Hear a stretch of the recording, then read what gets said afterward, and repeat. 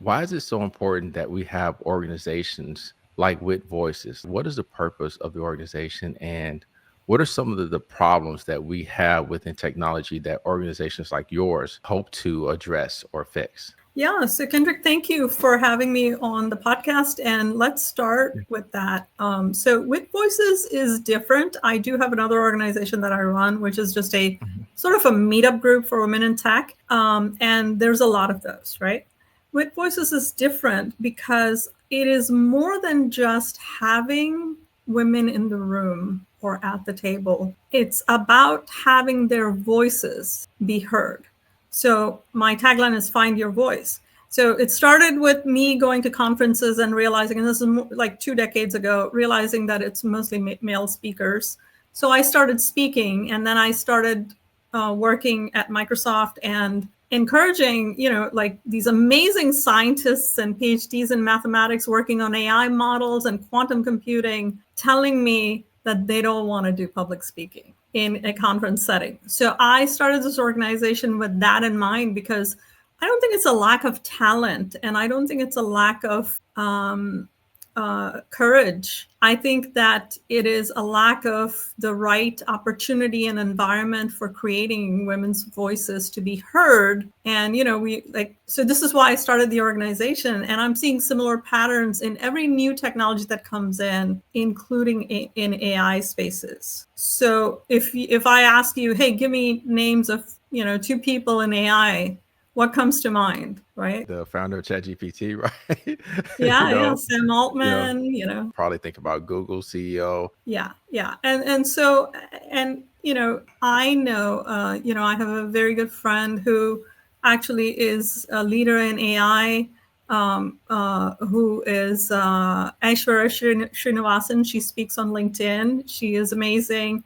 And there's a couple other people that come to mind, but they're not speaking as loudly as some of the other people, or they're not starting companies or doing stuff. So if I could contribute to even a tiny bit of that, I think that I am taking a chip off the block of problems. So, do you think that people, is it that just people are just conditioned more to expect to hear from males in this type of field, or is it really truly a lack of opportunity uh, for women to be able to speak up and to take the stage for these type of topics? Yeah, so I think that if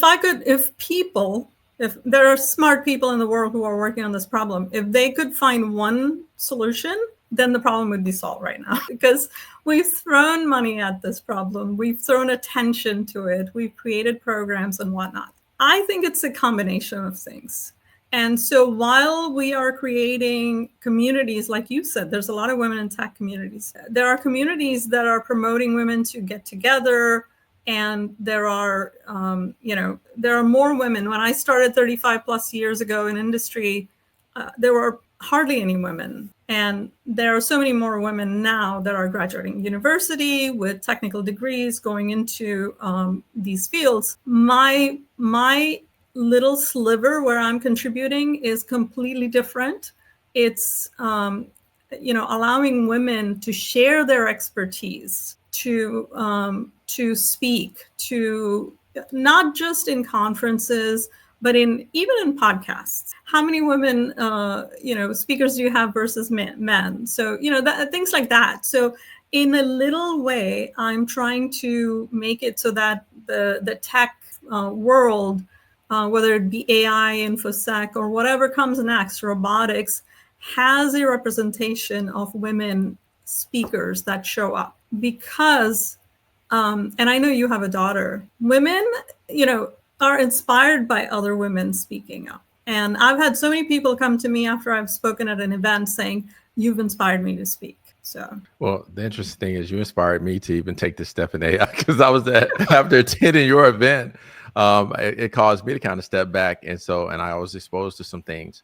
So I do like exactly what you're doing, but for people who may be watching and don't really understand what voice is, like, could you give us a little bit more details about the organization and how you actually are changing this for women who are a part of the organization? yeah, so it's a small organization, and it has humble beginnings. So let me tell you what it is, and I'll also tell you where it came from.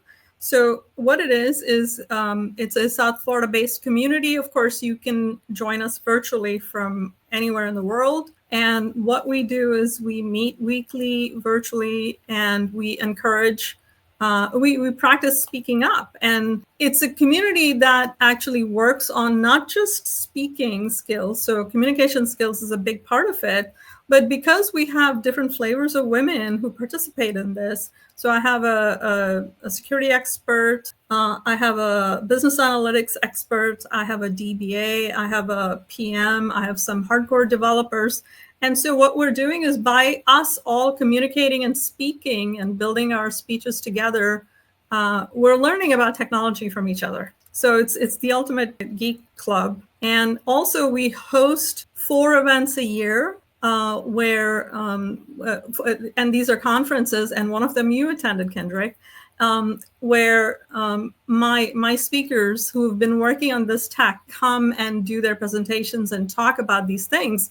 And I'm sure you can share your experience in those conferences. Very, very informative, hands-on, and really rich experience for anybody who wants to either come and attend or join. But do you think that's because of the ratio of male to females in technology that also impacts the ratio of speakers and people who are on social media? To see somebody like you does make a really, really big difference. I think we are all, look, at the end of the day, we're humans. If I see somebody who looks a little more like me, in my mind, in my monkey brain, in my primitive brain, I can relate to it and say, oh, it's achievable for me. Now, intellectually, I can say, oh, I'm very enlightened, I'm educated, I have all these degrees. So of course, if you can do it, Kendrick, I can do it too.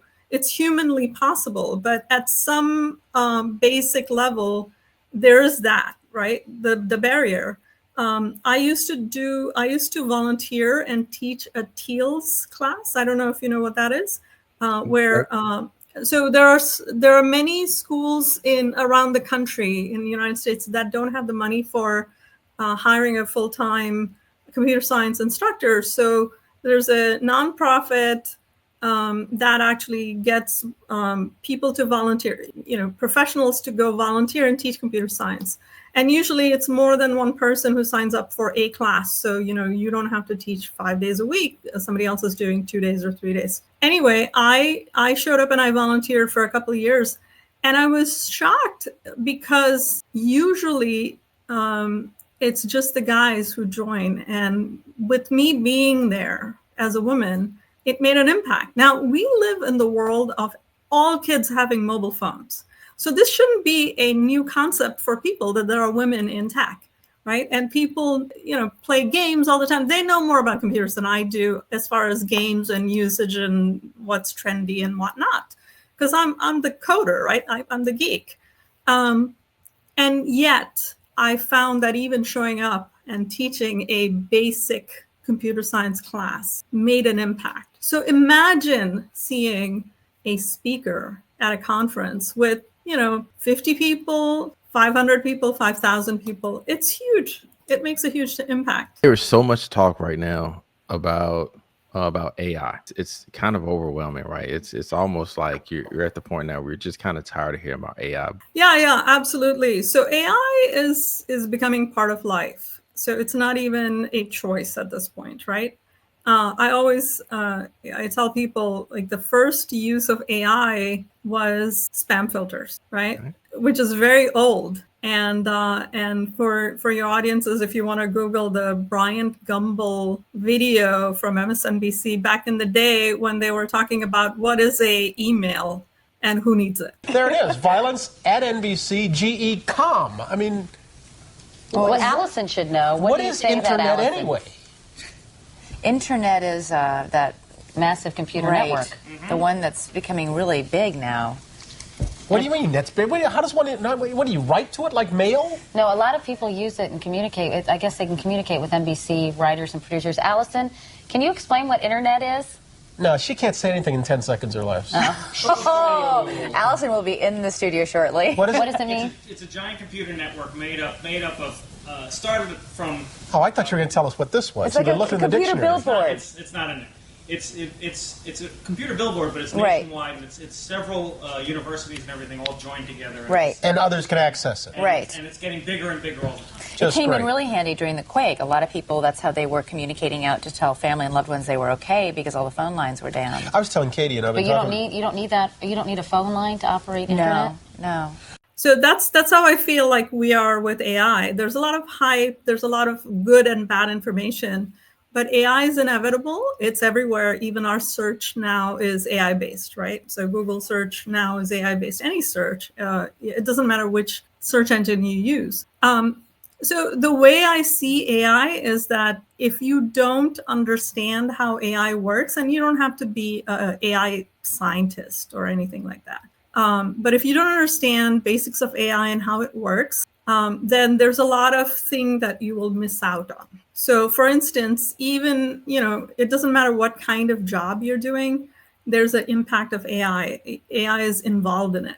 So it could be great that, you're spending hours doing something, tabulating something or whatever, parsing something or writing code, and you could reduce your time by using AI to do it. Or it could be in the negative direction where you're saying, oh, I'm going to use an LLM, let's say ChatGPT, and upload some data, and now it's available to the world.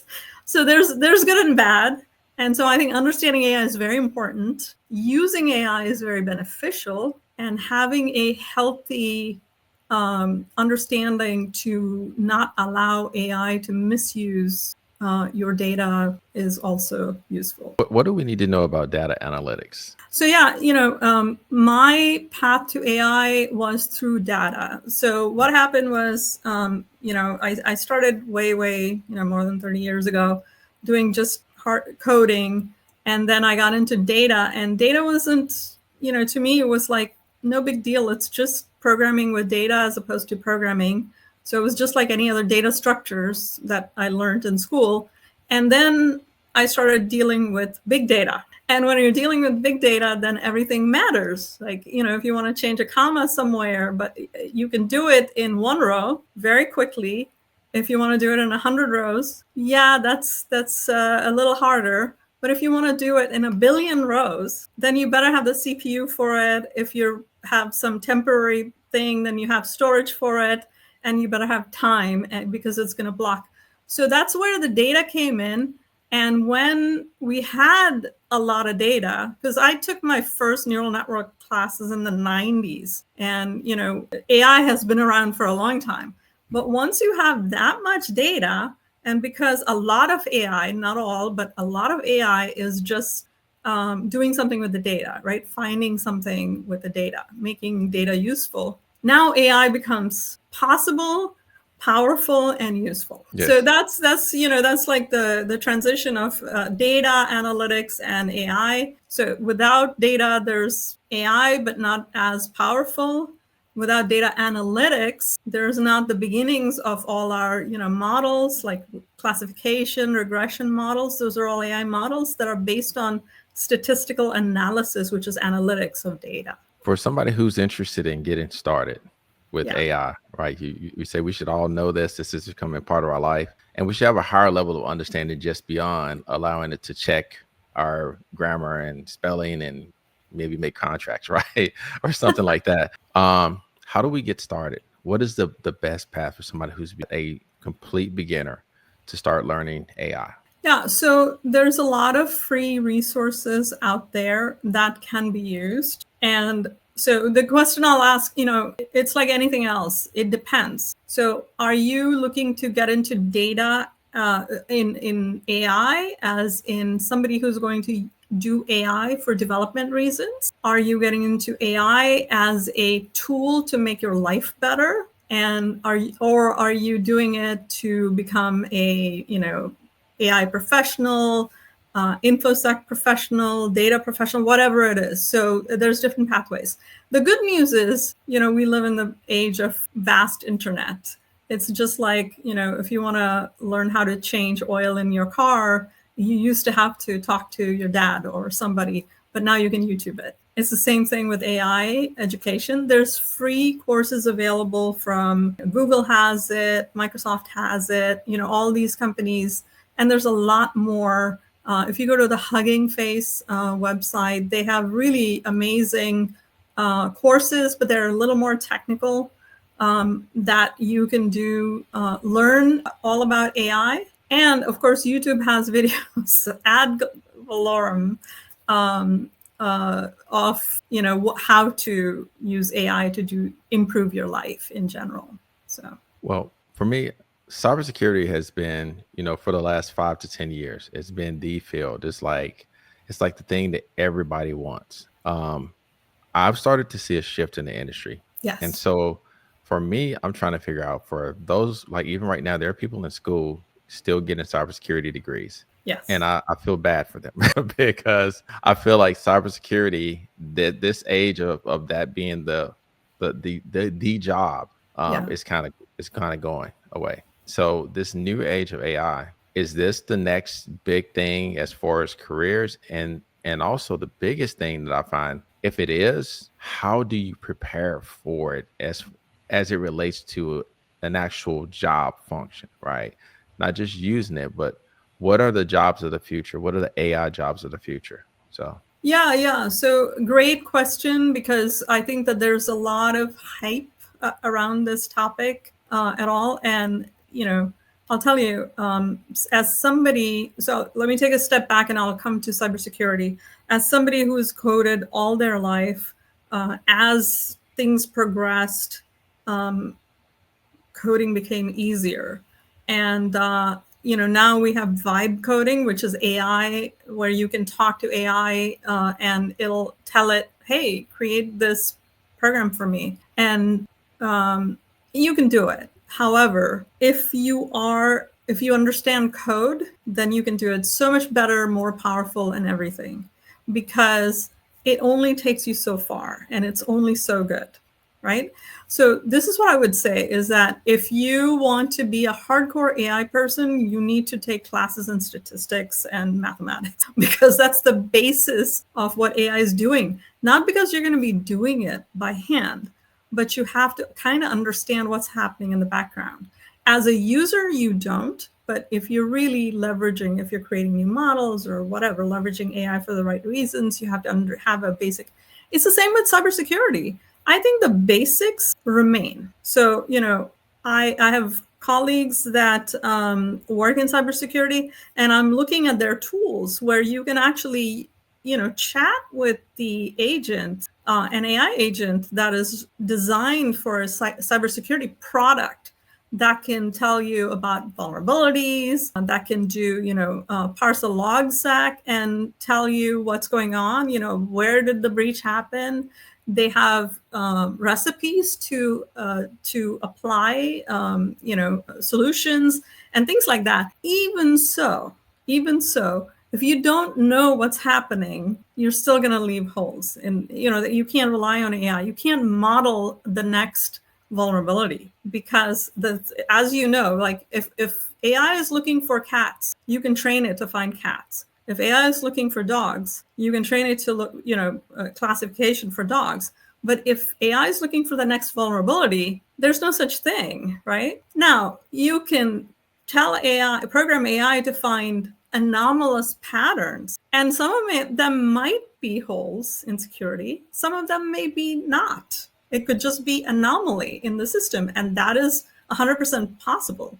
So I think that having a solid fundamental of security principles is very important. And then using the tools when you graduate and you start using AI, it's like, oh, this is so much easier because it's doing a lot of it. And having the deep understanding of how to, look for vulnerabilities or have policies or whatever is still needed. gotcha. Now, for somebody who wants to follow you and follow your journey, where do they find you? So I'm really most active on LinkedIn. So you can go to my LinkedIn, and it's linkedin.com/IN, and my whole name, Barkha Herman, no spaces, no dashes. That is my LinkedIn. Of course, you can go to WiTVoices.com and find out about my programs, my organization, and reach out that way. I do have an X and I do have Instagram, but I hardly go there. Okay, fair enough. So I really appreciate you taking the time to come on. I'm still struggling to call. People say it's a podcast. I just think it's my YouTube channel, right? So I'm thankful that you come on and actually chat. And also, once again, I just hope that if there's something emerging in AI or tech or anything like that that you think is interesting, please hit me up and let me know. I'd love for you to come back on and talk about it. But thank you again for being a guest. Yeah, absolutely. Thank you for having me. And I appreciate you very much.